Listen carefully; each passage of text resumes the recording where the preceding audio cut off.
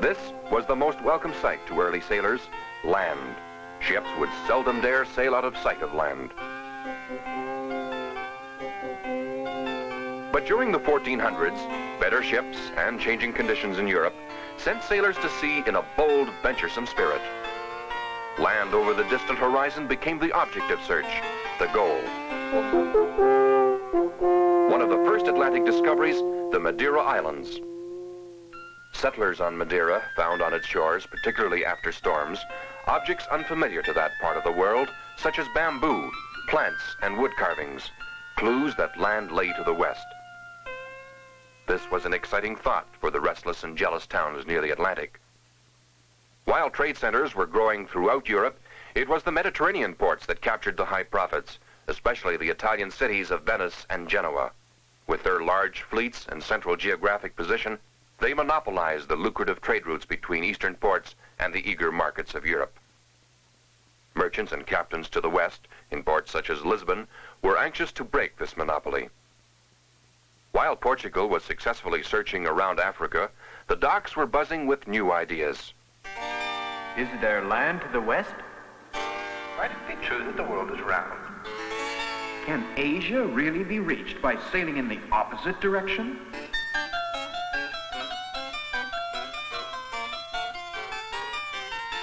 The 1400s were busy, thoughtful times in Europe.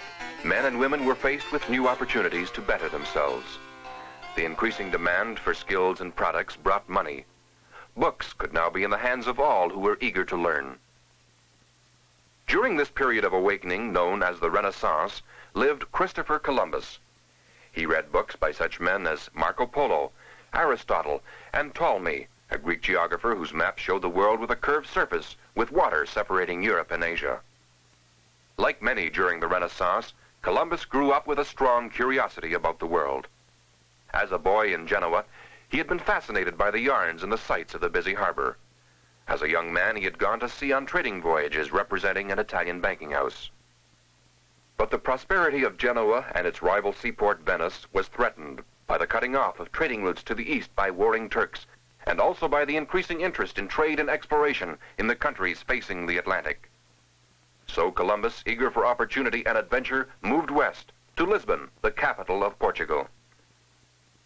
His move to an exploring nation facing a challenging ocean, his continued interest in books and maps, and the clues he saw washed ashore during a visit to Madeira, all helped to inspire his great dream, the dream of sailing west to Asia. As he sought support, some people were intrigued by his well-considered reasoning. Others turned their backs in disbelief, mocking and ridiculing him. But it was a royal court that Columbus had to convince. Only from a monarch could he get the authority and money for the expedition.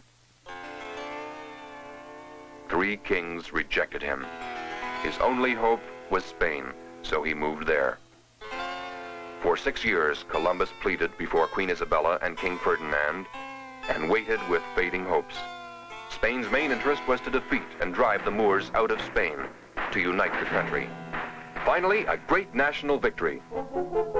After 700 years of foreign occupation, here the Spanish monarchs ride out to demand the surrender of the Moors, the year 1492. Isabella is now free to look outward towards the Atlantic. A discovery of a new route to the east might help us match the prosperity of Portugal. Why not give this ambitious dreamer a chance? Columbus had his answer. His fleet was made up of 3 ships, none much bigger than a modern tugboat. Soon underway with only 88 men were the Nina, the Pinta, and the captain's ship, the Santa Maria. But before long, the many stories of the unknown ocean began to work on the imaginations of the crew. Fear of the strange creatures, the devastating storms, the endless drifting into darkness, perhaps never to return. All made for a frightened, mutinous crew. Yet Columbus pressed westward. Then, Land ho! silhouetted against the sky, there it was at last. Hours later, this was the scene that ended the weeks of searching and centuries of thought. With banners waving, leading his once doubtful crew, Columbus claimed for Spain the island he named San Salvador and promised God to spread the Christian word among the natives. This is the route the little fleet had taken from Spain, stopping briefly at the Canary Islands, then the brave voyage west. San Salvador was only a small primitive island, so the search continued for the gold and the cities mentioned by Marco Polo. In Cuba, natives wearing only small gold ornaments told of richer lands to the southeast. The fleet sailed on to explore Haiti before heading homeward, taking advantage of favorable winds and currents. Columbus and his crew, believing they had discovered a western route to Asia, were welcomed back to Spain as heroes after their 7-month adventure. But there was some disappointment that all Columbus could present to their majesties were a few natives that he misnamed Indians, some birds, colorful feathers, and gold trinkets. At least there was no mistake that land had been reached. As Columbus knelt to receive the blessing for a second voyage, 1,500 eager adventurers were about to leave with him. His discovery unleashed great excitement in Europe, and especially in Spain, where the recent triumph against the Moors left people free from war, restless, and in a mood to conquer new fields. While Columbus sought in vain for the cities of Asia on this and 2 other voyages, opportunists followed upon his discoveries with an unrestrained lust for fortune. Columbus, not long after, died, poor and unnoticed, his achievement forgotten in the rush. The first to see Columbus's discovery in its proper light was Amerigo Vespucci. So far, men have sailed along these shores for upwards of 600 miles. Seeing that the end is nowhere in sight, I am firmly convinced that what we have here is no mere island, but an entire continent. In this small book, a geographer, hearing of Amerigo Vespucci's opinion, honored him by calling the new land America.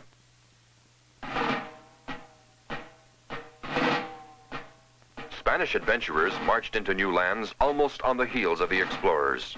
One motive was to Christianize the natives, but far more compelling was the drive for material gain. As Spaniards extended rule, they sought for themselves rewards of land and riches. Courageous, but cruel and greedy, neither jungle nor native could hold them back. Few in numbers, but with horses and guns, something never seen before in this part of the world, they soon earned the title conquistadors, Spanish for conquerors, and they had a strong appetite for El Dorado, gold. One of them, Balboa, searched for it throughout Panama. This took him through swamps, thick jungles, and over high hills.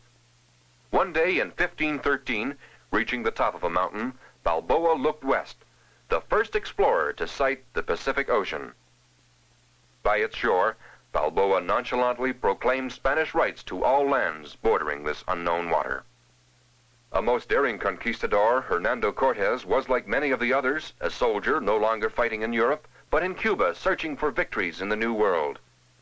In the year 1519, with an army of 600, Cortez reached the mainland, burnt his ships to prevent desertion, and marched his troops overland. His goal, the city at the heart of a nation of Aztec Indians.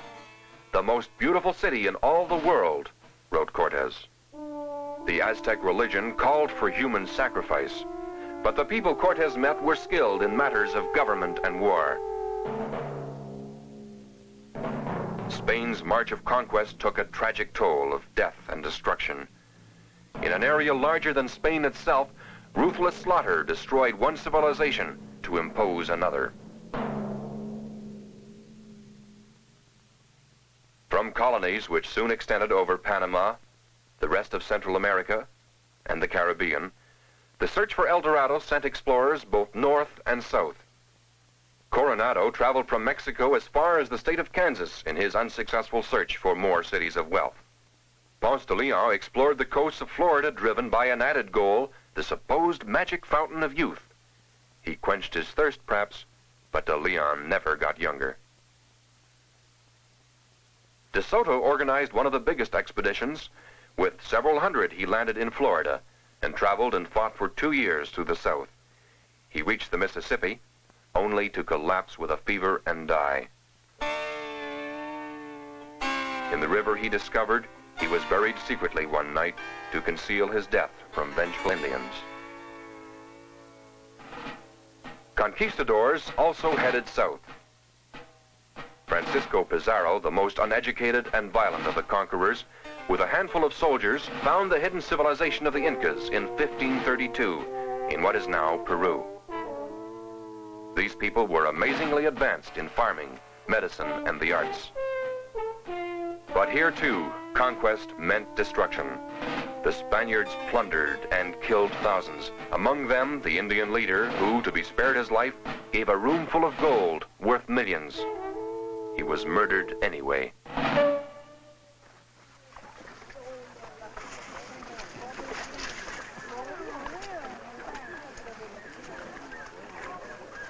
While thousands of fortune seekers gathered their possessions and headed for New Spain, explorers were more interested in their original goal, the western sea route to Asian treasures.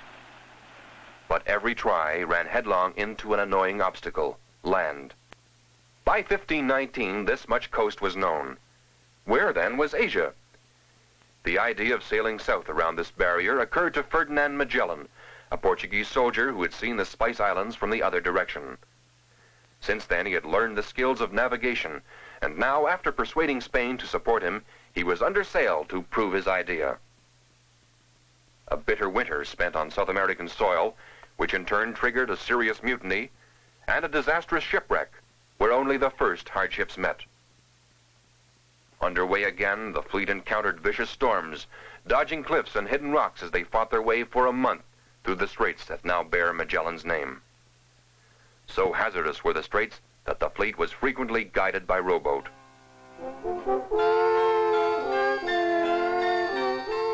At last, before them, the Pacific. Guns were fired in joy. But all their troubles were not behind. The Pacific, twice the width of the Atlantic, seemed endless.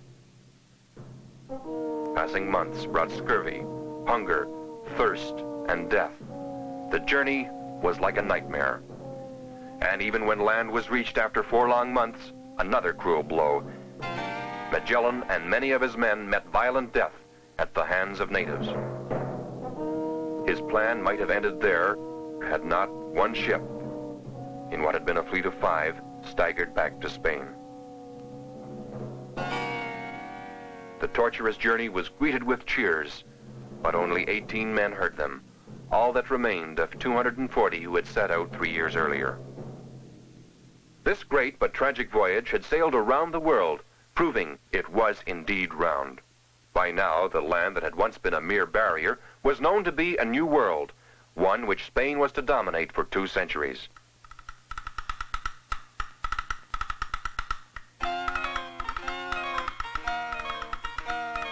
As she went about transplanting a Spanish culture that has left its mark to this day, Spain's conquest turned her almost overnight into a world power, so strong that the Atlantic became almost her private highway to the New World. Would other nations, prodded by the envy of returning boatloads of wealth, would they dare challenge Spain's domination of the New World and the ocean leading to it?